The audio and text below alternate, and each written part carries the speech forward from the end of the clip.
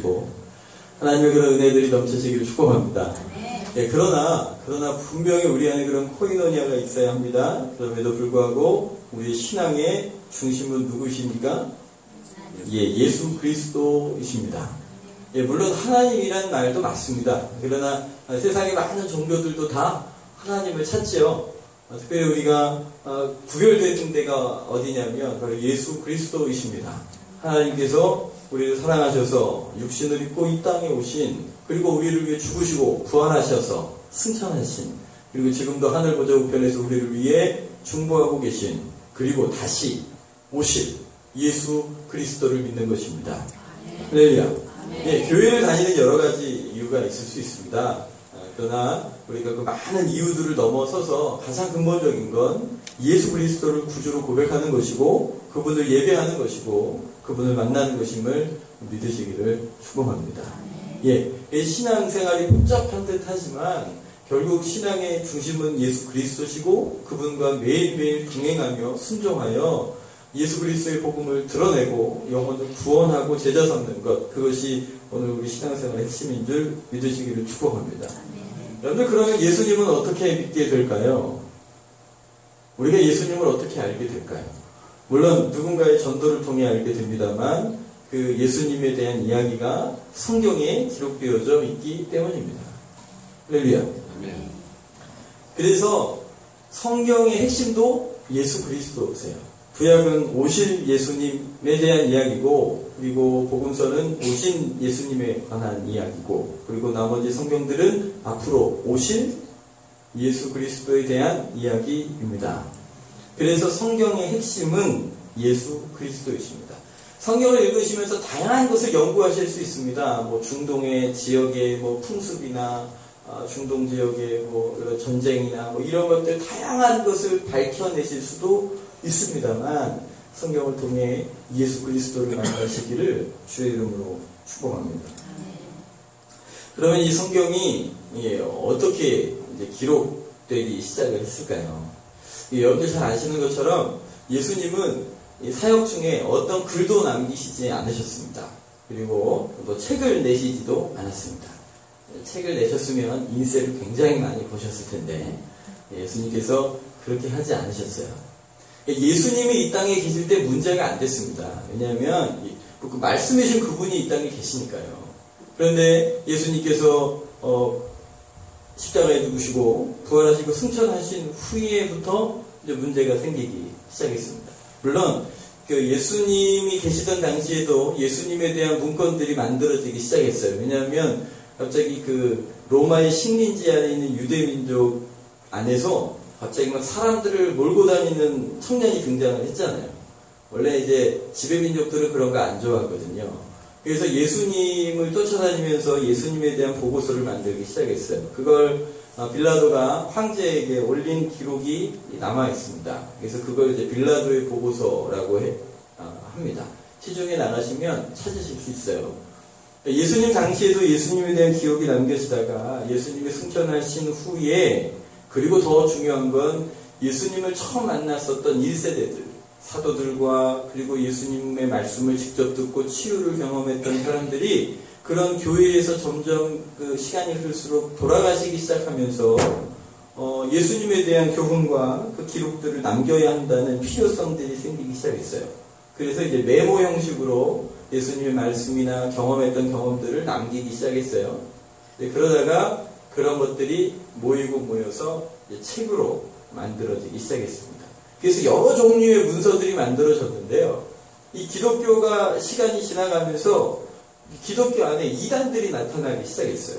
예수 그리스도께서 하나님의 아들이신 것을 거부하거나, 혹은 예수님이 육신을 입고 이 땅에 오신 것을 거부하거나, 뭐 이런 다양한 이단들이 등장하기 시작하면서, 그리고 또 로마 정부에서 모진 핍박 가운데 교회가 서 있게 되면서, 그러면 우리가 목숨을 걸고 지켜야 할 진리가 무엇인가?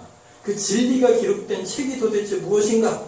라는 질문이 던져지게 됐고요. 그래서 소위 우리가 알고 있는 정교화 작업이라는 것이 이루어집니다. 그래서 구약 39권, 신약의 27권이 하나님의 진리가 들어있는 정경으로 이제 확정되는 과정들을 걷게 됩니다. 그래서 여러분들이 성경을 읽고 있는 것이고, 이 성경이 우리 신앙의 이제 근거가 되는 것이죠. 그냥 성경이 이제 정경화된 것이 아니라 몇 가지 기준이 있는데요.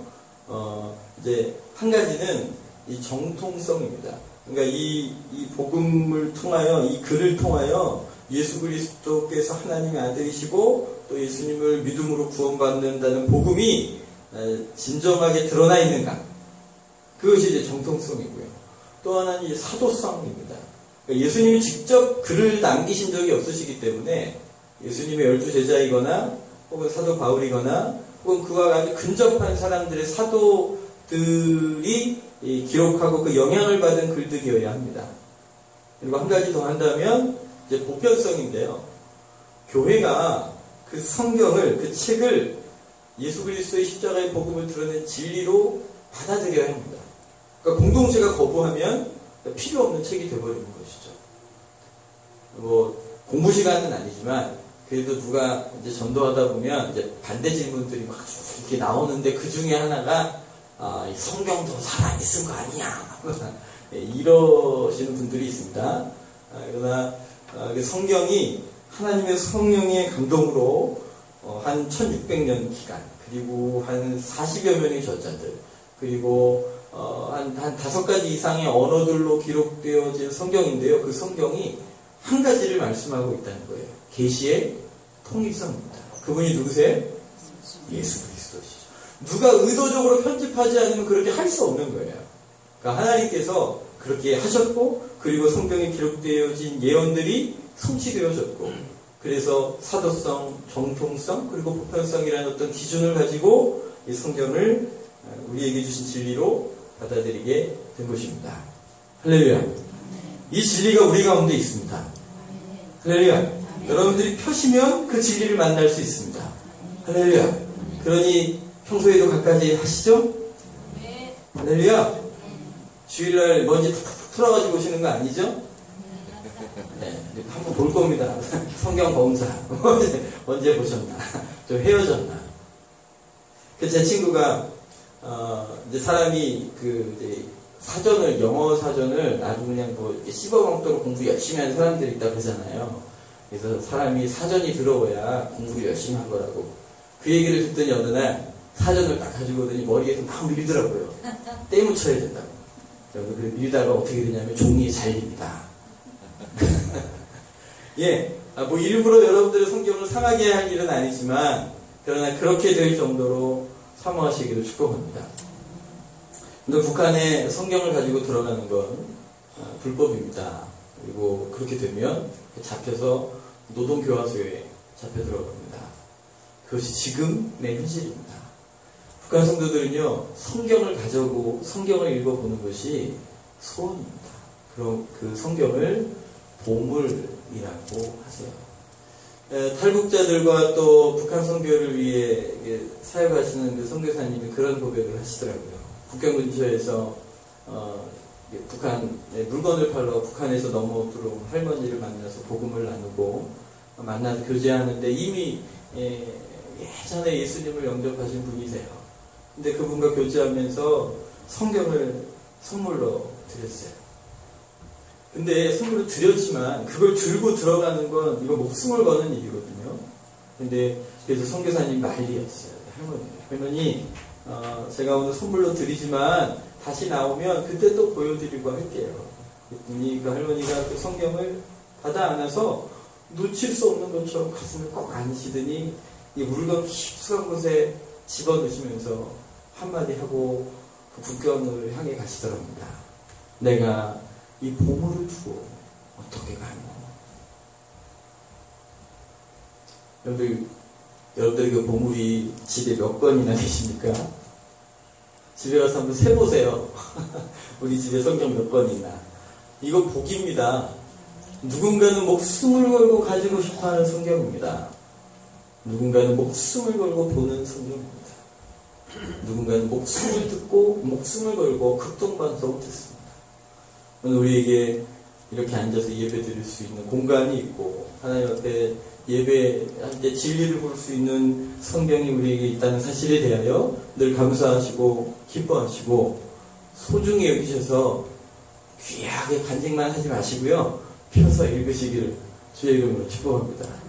아멘 하셨어요? 아멘. 네, 아멘 하셨으니까 꼭 그렇게 하셔야 됩니다. 오늘 누가복음 1장 1절에서 4절까지 읽으셨습니다. 여러분들 질문인데요. 누가복음은 누가 썼을까요? 예, 누가복음은 누가가 썼습니다. 사도행전은 누가 썼을까요? 예, 사도행전도 누가가 썼습니다. 사도행전 1장 1절에 데오빌로 각하여 내가 먼저 쓴 글에는 무릇 예수께서 행하시며 가르치기를 시작하심부터 그가 택하신 사도들에게 성령으로 명하시고 승천하신 날까지의 일을 기록하였습니다. 라고 사도행전 1장 1절과 2절에 기록하고 있어요. 그러니까 누가가 사도행전과 누가복음을 함께 썼습니다. 일부는 이제 예수님에 관련된 이야기를 일부에 썼는데 그게 이제 누가복음으로 읽혀지고 있고요. 그리고 2부는 교회가 탄생하고 사도 바울이 어떻게 선교를 했는지에 집중하여 글을 써놨는데 그걸 우리가 사도행전으로 읽고 있습니다. 누가복음과 사도행전은 누가 썼다고요? 네, 누가가 썼습니다. 네, 외우기 쉬우시죠? 네, 누가가 썼습니다. 근데 누가가 누구인가요? 네, 누가가 누굴까요? 자꾸 누가바가 생각이 나는데요. 이 누가는 사도 바울의 주치의였습니다. 그러니까 사도 바울과 늘 함께 전도를 했겠죠. 이 누가는 예수님의 12제자 안에 있던 사람이 아닙니다.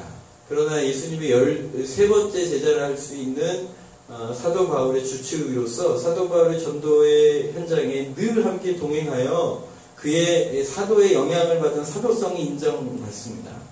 그리고 이 사람은 의사였어요. 그러니까 굉장히 이성적이고 논리적인 사람입니다. 그리고 거기다가 역사가였어요. 그래서 여러분들 우리가 가지고 있는 사복음서, 예수님의 관련된 복음서의 4가지 책 중에 다 책마다 특징이 있는데 특별히 누가복음은 이 누가가 시간의 순서대로, 시간의 흐름에 따라 예수님의 사건과 또 사도 바울의 전도 사역들을 기록해 놓고 있습니다. 그래서 예수님의 사역을 순차적으로 알고 싶다면 뭘 읽으시면 되겠어요? 누가복음을 읽으시면 됩니다.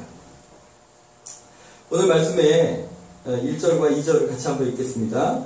우리 중에 이루어진 사실에 대하여 처음부터 목격자와 말씀에 일꾼된 자들이 전하여 준 그대로 내력을 저술하려고 붓을 든 사람들이 이미 예수님의 생애에 대하여, 예수님의 복음에 대하여, 말씀에 대하여 기록하기 위하여 애쓰던 사람들이 있었다는 거예요.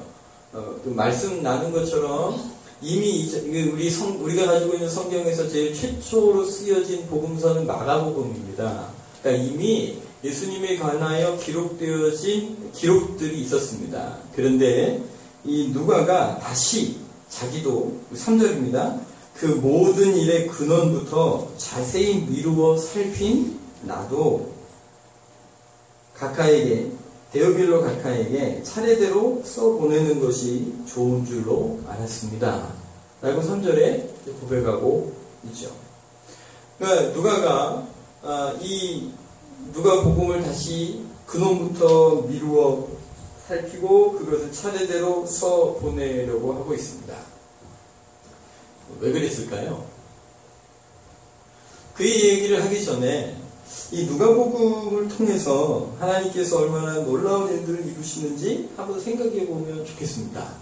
그러니까 누가복음을 하나님께서 누가에게 기록하게 하셨습니다. 성령의 감동으로 이 복음서를 기록하였고, 그리고 누가가 이 복음서를 기록하고 난 연후에 이 누가복음을 통하여 얼마나 수많은 사람들이 역사 대대로 예수님을 만나고 복음을 경험했겠습니까? 그죠? 여러분들도 복음서를 읽고 누가복음을 읽으면서 만나는 예수 그리스도의 진리들을 경험하셨을 겁니다. 얼마나 많은 영혼들이 예수님께로 돌아왔겠어요? 그리고 또 누가복음은요, 다른 복음서에 없는 내용들이 많이 있습니다. 특별히 이 복음서에, 이 누가복음서에 비유들이 많이 나오는데요. 이 누가복음의 비유들은 특별히 누가복음 9장에서 10장에서 19장 사이에 많이 등장하는데요. 다른 복음서에 없는 비유들이 80% 이상 됩니다. 그러니까 만약에 누가가 이렇게 근원부터 미루어 살펴서 자료들을 모으고 인터뷰를 하고 그렇게 성경을 기록하지 않았다면 우리는 그 예수님께서 설교를 통해 말씀하셨던 그 수많은 비유들을 잃어버리고 만나지 못했을 수도 있다는 겁니다. 그리고요, 특별히 우리가 성탄이 되면 늘 우리가 읽고 또 알고 또 듣고 있는 마태복음과 다르게 또 누가복음에는 마리아에게 가브리엘 천사가 직접 나타나서 수태고지를 하는 장면이 나옵니다. 그리고 다른 복음서에는 없는 예수님께서 12살, 그러니까 성인이 되시기 전에 예루살렘에서 있었던 내용도 누가복음에만 나옵니다. 그러니까요, 누가가 역사가의 기질을 가지고 또 의사의 기질을 가지고 여러 자료들을 모으고 또 그것을 실증하고 또 수많은 사람들을 만나서 인터뷰를 하는 과정에서 이 자료들이 모아지고 이렇게 모아진 자료와 그리고 기록들이 오늘 우리가 예수 그리스도를 만날 수 있는 귀한 통로가 되었다는 것입니다. 거기다가요, 여러분 CCC라고 아시죠? 대학생 선교회라고 우리가 알고 있는 CCC에서 이 누가복음이 시간 순서대로 되어 있으니까요. 이 누가복음을 가지고 1978년도에 예수 영화를 만듭니다. 예수 영화를 만들어서 이 예수 영화를 가지고 여러분들 그 성경이 없는 민족들도 많이 있고요. 그리고 글이 없는 민족들도 있습니다. 그러니까 선교의 현장에서 예수님을 소개하기가 많이 글이 없거나 그러면 소개하기가 참 어려운 거예요. 그런데 이 영화를 만들어가지고요, 그 나라 언어로 더빙을 합니다. 아니면 자막을 넣거나.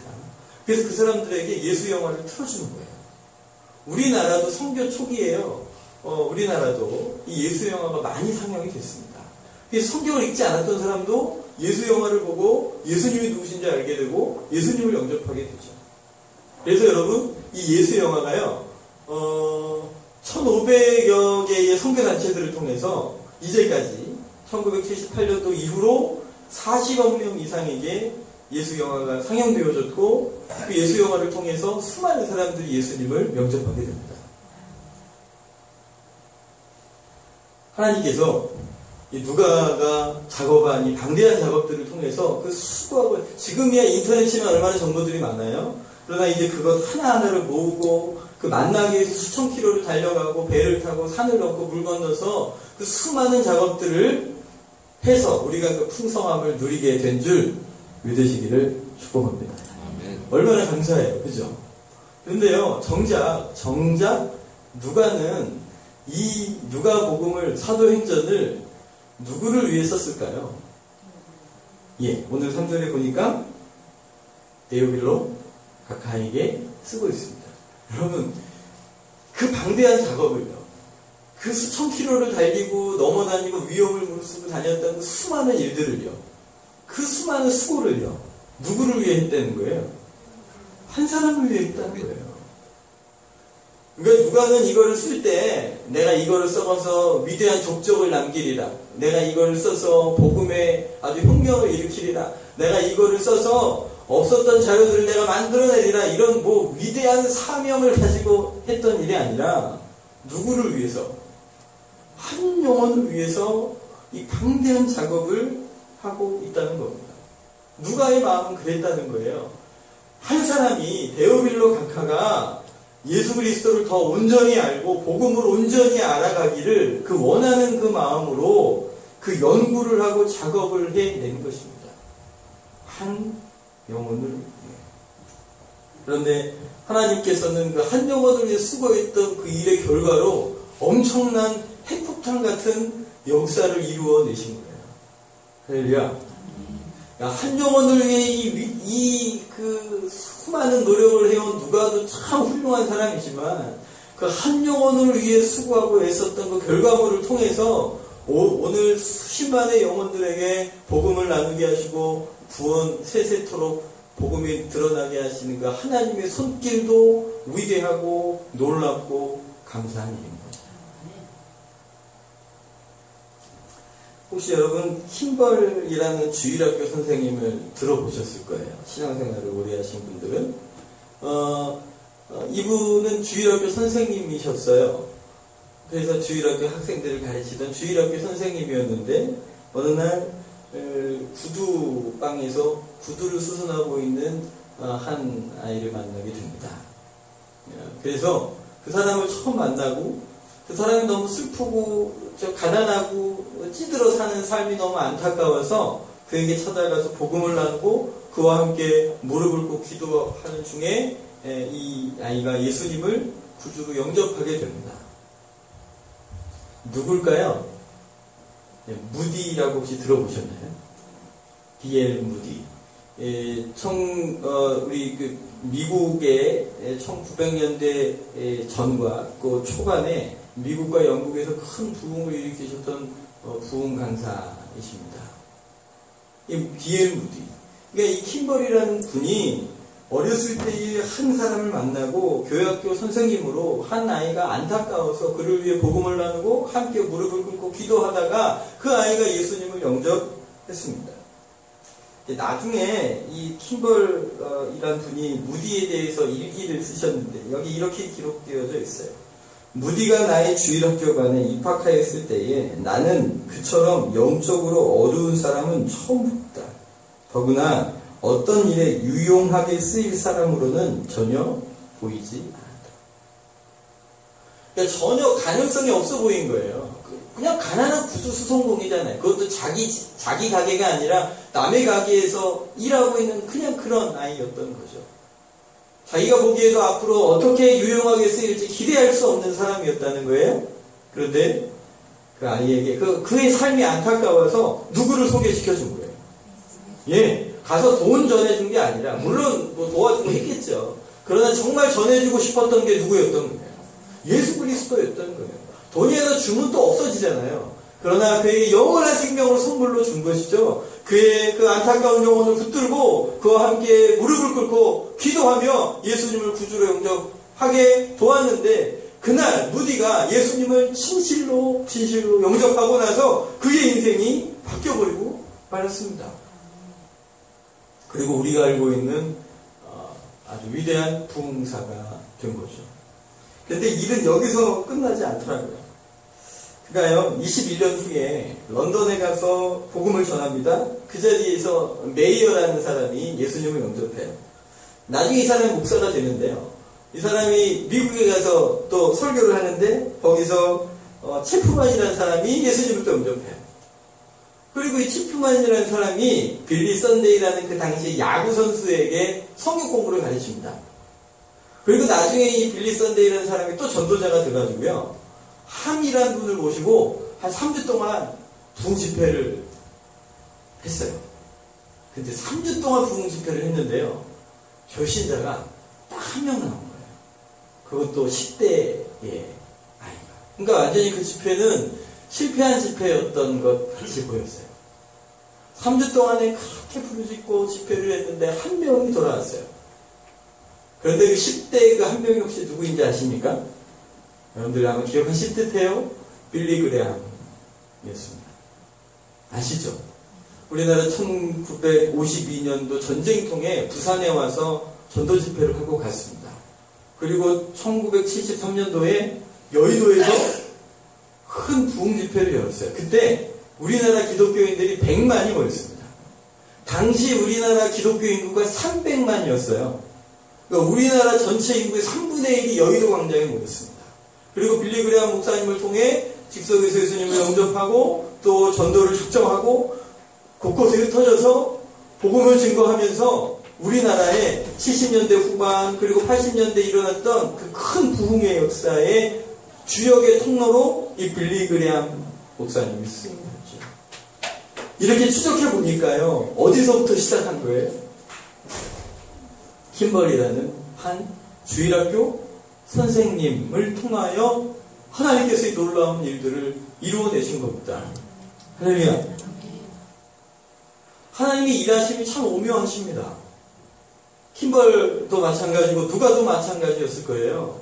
그냥 그 한 영혼에게 최선을 다했을 뿐이에요. 뭐 그 후에 어떤 위대한 역사를 꿈꾸며 했었던 일이 아니고요. 그냥 한 영혼이 예수 그리스도를 만나서 주께로 돌이키기를 그 위대한 하나님의 선물을 받기를 원했던 것이죠. 그리고 그 영혼에게 최선을 다한 거예요. 누가가 그렇게 여러분들 어떻게 누가복음에만 이 마리아의 이야기가 있었을까요? 어쩌면 당시 그 사도 요한이 섬기고 있었던 에베소 교회, 사도 요한이 마리아를 모시고 계셨잖아요. 에베소 교회까지 찾아갔을 거예요. 어쩌면 마리아와 앉아서 긴 이야기를 들었을 거예요. 마리아의 입에서만 나올 수 있는 그 이야기를 인터뷰하며 예수님과 관련된 이야기를 들었을 거예요. 그 수많은 자료들을 모아가며 수많은 방법, 지금 컴퓨터라고 치죠. 수많은 날들을 한자 한자 그렇게 써 내려간 이 정성들인 이 편지가, 그리고 당시에 지금의 종이가 흔하지만 당시의 종이는 얼마나 비쌌는지 알 수 없어요. 그리고 뭐 이게 지금 같은 종인가요? 이런 두루마리잖아요. 하나 쓰면 뭐 이따시만한 겁니다. 단어가 좀 네, 이만합니다. 내가 청년 사역을 하다 보니 입이 좀 그러네요. 이것들을 한 영혼을 위해서. 그런데요, 하나님께서는 그 한 영혼을 향한 수고와 한 영혼을 향한 애씀을 기쁘게 보신 거예요. 그리고 거기에 축사하신 거예요. 그리고 이 누가복음을 통해 얼마나 놀라운 일들을 이루어 오셨습니까? 킴벌리라는 주일학교 선생님, 그냥 우리에게 그냥 찾아왔다가 또 가버린 어떤 그런 아이로 보지 않았던 거예요. 그냥 그 가난한 구두순 성성이 너무 불쌍해 보여서 그 아이에게 예수 그리스도를 선물로 주고 싶었던 거죠. 얼마나 기도하셨겠어요. 그에게 복음을 나누고 그와 함께 구석방구 구석에서 무릎을 꿇고 함께 예수님을 영접하는 기도를 했던 그 기도가 무디라는 사람을 만들어내고, 그 무디를 통해서 그 복을 누구도 받은 거예요. 대한민국이 누렸잖아요. 맞죠? 빌리 그레함이라는 분이 예수님을 믿게 되고 그분이 한국에 와서 부흥의 촉매제 역할을 하시지 않았습니까? 뭐 그것뿐이었나요? 1888년에 게일이라는 선교사가 조선 땅에 선교사로 올 때 무디를 만납니다. 그 무디가 게일이라는 선교사에게, 젊은 선교사니까요, 자네 조선 땅으로 선교하러 간다면 내가 자네를 위해 기도하겠네. 무디가요, 한국을 위해, 조선을 위해 기도했습니다. 1907년도에 한국에 큰 부흥운동들이 있었는데요. 그 부흥운동들을 일으켜냈던 그 수많은 선교사들이 무디 부흥운동에 영향을 받아서 예수님을 만나고, 그리고 조선 선교에 헌신하여 그 젊음을 드린 겁니다. 그러니 킴벌 그 주일학교 교사 선생님의 그 한 영혼을 향한 헌신이 오늘 제가 예수님을 믿게 된 통로가 된 것입니다. 오늘 여기 우리 교회가 있고 우리가 예수님을 만나게 된 그 통로가 된 것이죠. 할렐루야. 하나님께서 오늘도 그런 일들을 이루고 계시는 거예요. 마치 그 어린아이가 예수님 앞에 자기가 먹을 수 있는 그 점심 하나 오병이어를 예수님께 드렸더니 예수님께서 거기에 축사하셔서 남자만 5,000명이 먹고도 남음이 있는 그런 기적을 보여주신 것처럼 오늘 우리에게 그런 역사적인 유업을 누리게 있게 해주셨는데, 킴벌 그리고 누가를 통하여 하나님이 일하시는 것들을 보게 하시는 것이죠. 오늘 이것은 오늘 우리에게도 도전이 되고 은혜가 되는 것입니다. 오늘 우리에게 하나님께서 만나게 하신 영혼들이 있습니다. 오늘 우리가 그들이 예수님 믿었으면 좋겠다 마음 여겨 기도하고 중보하고 전도하는 영혼들이 있습니다. 근데요, 지질이도 말 잘 안 듣죠. 그 사람을 향해 내가 쏟은 정성이 어딘데, 너랑 내가 그 안 날이 얼만데, 내가 너를 위해 기도한 날이, 그 시간을 내가 수도 셀 수 없는데 왜 이렇게 말도 안 듣고 꼼짝도 안 하는지 화도 나고 그러죠. 네. 나 이제 너랑 말 안 해. 그러시죠? 아니, 여기서 아멘이 나오면 안 되는데. 그런데요, 그 한 영혼을 향한 수고와 그 한 영혼을 향한 눈물을 하나님이 알고 계시다는 겁니다. 그 수고와 애씀을 기억하고 계시다는 겁니다. 때로는 그 억울한 마음도 하나님이 알고 계시다는 것이죠. 그 영혼이 예수님 믿고 나면 그 후에 무슨 일이 일어날지 우리는 알 수가 없습니다. 그러나 우리는 우리들에게 붙여주신 그 한 영혼을 소중하게 여기는 것이죠. 그리고 누가가 그렇게 수고하고 애쓰고 그 수많은 시간과 거리를 여행하며 재정을 투자하며 그렇게 수많은 사람들을 애써 만나고 기록하는 그 수밤을 새었던 시간들이 오늘 시간을 넘어 역사를 넘어 수많은 영혼들이 예수님 믿게 되는 통로가 된 것처럼 오늘 우리가 만나는 영혼들에게 수고하고 애쓰고 섬기고 계신 그 일들이 절대 헛되지 않으시다는 겁니다. 오늘 우리 교회학교 선생님들을 축복합니다. 네, 우리 아이들이 그렇게 말 잘 안 들어요. 네, 그리고 무슨 일만 있으면 안 나와요. 방학 때니까 더 안 나오려고 그러네요. 그런데요, 그 아이들이 혹이나 그 영혼들이 주님 안에서 벗어날까봐 그들을 위해 안타깝게 기도하고 수고하고 섬기시는 그 애씀이 후에 무슨 열매로 나타날지 아무도 알 수 없다는 겁니다. 오늘 영혼들을 구원하시기 위해 수고하고 애쓰시는 우리 권사님들, 집사님들, 우리 빛나는 교회 귀한 성도님들, 오늘 여러분들의 기도와 수고가 절대 헛되지 않습니다. 어쩌면 나는 그냥 한 영혼에게 복음 전하는 일 뿐인 거예요. 그게 그냥 나의 역할인 거죠. 그러나 거기에 축사하셔서 복을 더하시고 구원을 이루어내시고 기적을 베푸시는 건 누구 목이에요? 그건 하나님 목인 거예요. 그러니까 우리에게 맡겨주신 그 영혼을 위하여 내가 때로는 희생하고 자존심도 내려놓고 재정도 투자하고 오랜 기간 동안 기다려줄지라도 그 영혼의 주께로 돌아올 때 천국에서 의인 99으로 인하여 기뻐하심보다 죄인 하나가 회개하여 주께로 돌아온 일을 즐거워하신다고 말씀하지 않으셨습니까? 오늘 그 일들을 기대하시기를 축복합니다. 아멘. 자, 한 가지 여쭤볼까요? 만약에 이 세상에 많은 사람이 아니라 이 세상에 오직 나 한 사람만 있습니다. 구원받아야 될 사람이 오직 나 한 사람입니다. 그래도 죄인이기 때문에 저를 구원하시려면 누군가가 대신 죽어주셔야 합니다. 이 세상에 나 한 사람 나만 있는데 그때도 예수님께서 오셔서 십자가를 지셨을까요? 절대 어떤 효율성을 붙들고 일하시는 분이 아니셨어요. 작은 비용 투자해서 많은 것들을 뻥튀기를 만들어낼 수 있는 그 효율성을 쫓아다니며 복음으로 역사하시지 않으셨다는 거예요.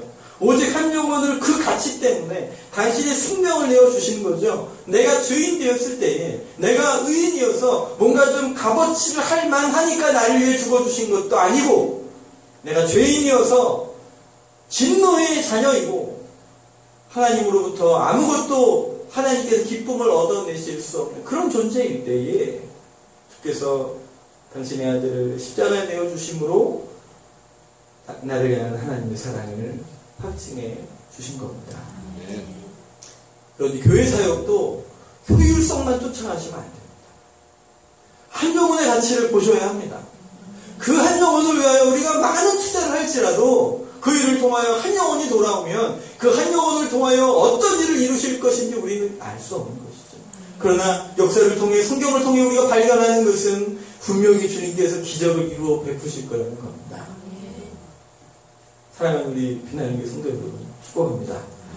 제발 복음 앞에선 내가 마지막 사람이기를 원치 않습니다. 내 뒤에 더 수많은 영혼들이 복음 앞에 돌아오는 통로를 쓰임받으시기를 축복합니다. 그래서 우리가 복음을 전하고 예수님을 믿기 원하는 그 영혼도 복음 앞에 절대 마지막 사람일 수 없습니다. 그 영혼이 예수님 믿고 나면 그 영혼 뒤에서 더 놀라운 일들을 이루실 것은 주님이 계획하고 계시는 거니까요. 여러분들 나의 남편을 위하여 아내를 위하여 우리 자녀들을 위하여 기도하고 이 십자가의 복음 생명 증거하는 일을 포기하지 마시기를 축복합니다. 오래 같이 살다 보니까 그냥 익숙해지셔서 그냥 그러려니 하지 마십시오. 이 일은 목숨이 걸린 일이기 때문에 그렇습니다. 그리고 이 일을 통해 하나님이 어떤 일을 이루실지 아무도 알 수 없기 때문인 것이죠.